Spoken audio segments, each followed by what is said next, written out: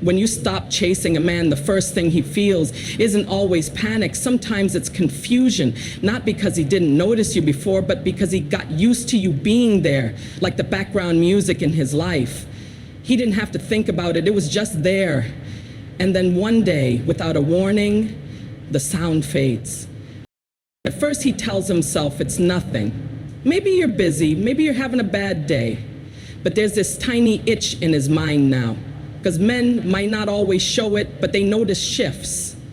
They notice when your energy changes, when your presence isn't as immediate, when you're not orbiting them like you used to. Think of Danny and the way she changed the game without saying a word. She'd been with Marcus for almost a year, and somewhere along the way, she'd become the one holding everything together. She was the first to text, the one to confirm plans, the one to keep the connection alive. Marcus liked her, maybe even loved her in his way, but he never had to wonder about her. She was always there until she wasn't. One week, she didn't initiate anything. She wasn't cold, she didn't ignore him, she just stopped filling the silence. She filled her days with her own life, her own people, her own plans. And here's what Marcus told me later. At first I thought, cool, some space. But after a few days, I started thinking, what's she doing? Who's she with? Did I do something? That's the thing most women don't see from the outside.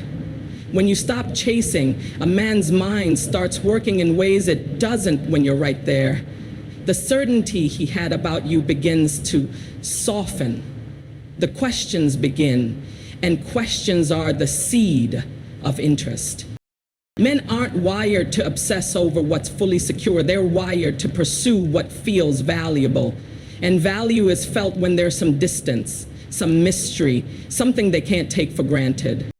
This doesn't mean you vanish or play games. It means you stop performing for his attention. You stop giving him the emotional security of knowing you'll always be the first to bridge the gap.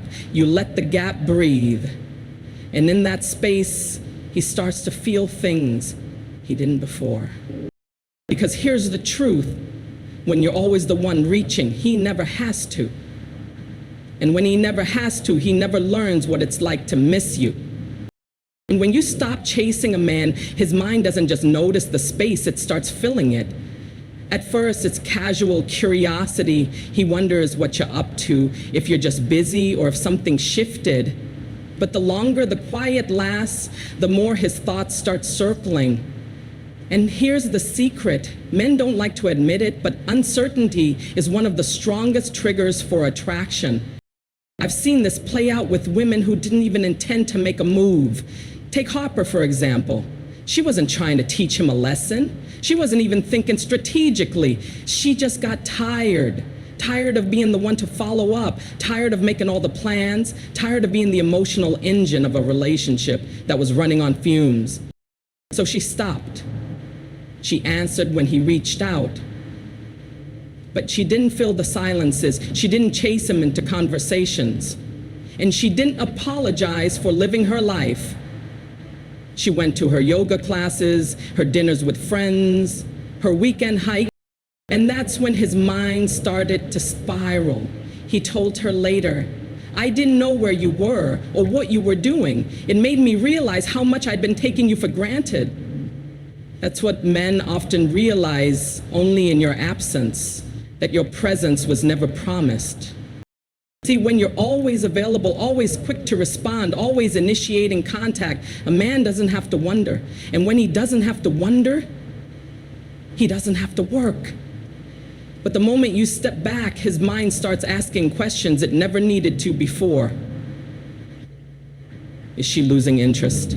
Is she talking to someone else? Did I do something? It's not about making him paranoid. It's about letting him experience the contrast, the difference between a life where you're pouring into him and a life where you've reclaimed that energy for yourself. Men respect what they invest in. If you've been investing all the energy and he's been coasting, he's not feeling the depth you are. But when the flow changes, when he's the one having to lean in, to reach out, to close the gap, that's when he starts valuing the connection. I think of Maya, who told me she'd always been afraid that pulling back would make him lose interest. But when she finally stopped chasing, the opposite happened.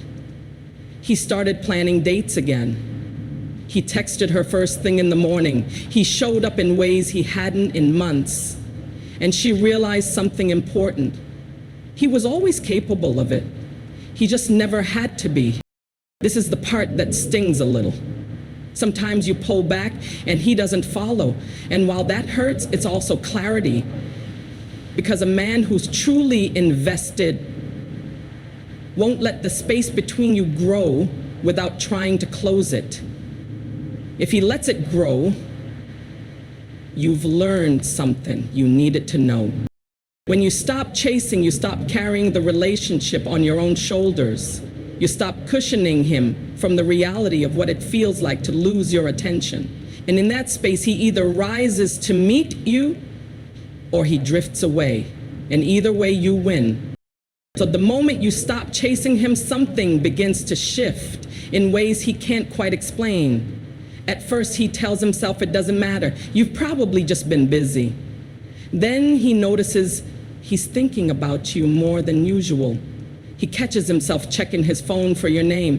He wonders what you're doing, where you are, why you're not in his inbox or on his line like before. And this is where the real change starts. See, men don't always value constant attention. They value the attention they have to earn. When you were chasing, he didn't have to earn it. It was already there, waiting for him. But now the game has changed. You're not playing hard to get. You're simply living in a way that doesn't put him at the center. And for a man who's used to being the center, that's both unsettling and magnetic. I think of Leah. She told me that before she stopped chasing, she could predict his every move because it was always in response to hers. If she texted, he replied. If she planned something, he showed up, but he never initiated. The first week she stopped reaching out, she was terrified he'd disappear. But by week 2, he was calling her in the morning just to hear her voice. By week 3, he was asking when he could see her. She said, it's like he woke up. What really happened? He had to think about her. He had to miss her. He had to experience the gap her presence filled. And in that gap, his mind started to rebuild the image of her as someone he could lose. And men think differently when they believe they can lose you.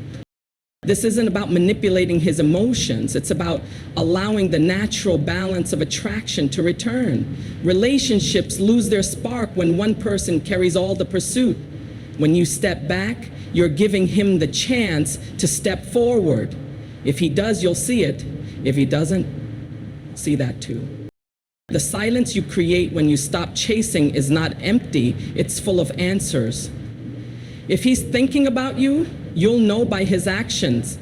If he's not, you'll know by his absence. And either way, you gain clarity. Men don't often put it into words, but here's what many think when you stop chasing them. She's different.